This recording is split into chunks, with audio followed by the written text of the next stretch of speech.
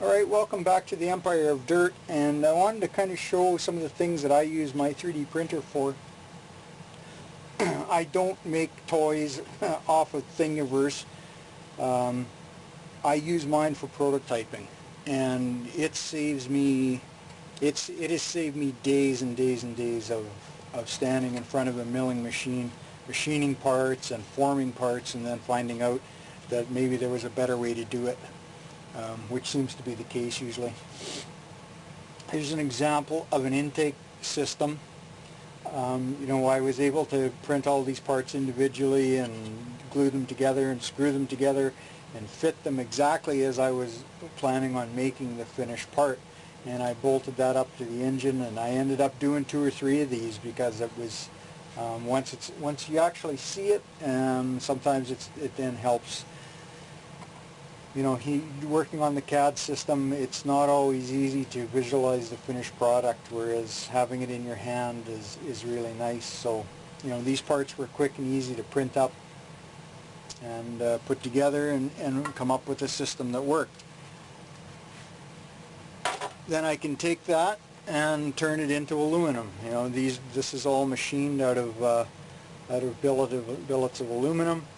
And that's those are the throttle bodies, and here's the rest of that system with all the little intakes, and that's all formed aluminum and welded aluminum sheet metal.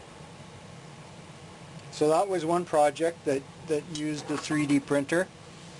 Another one is these side plates are all machined aluminum, and they've got big cutouts in them to reduce weight.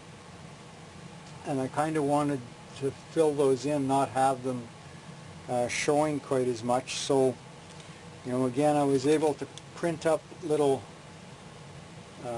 skeleton frame fillers.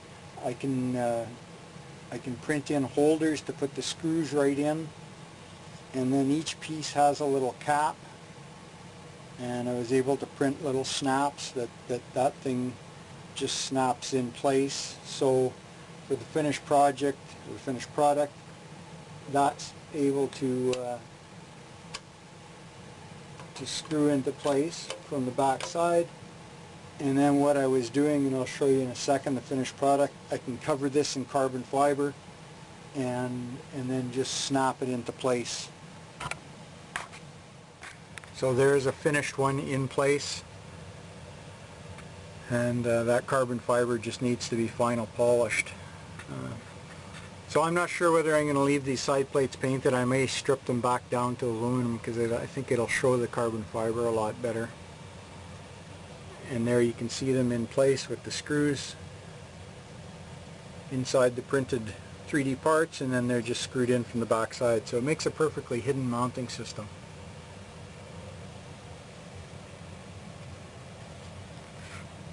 So that's just a couple of projects for using the 3D printer to make actual parts, and prototypes first, and then some of them turned into aluminum and some of them used as actual parts.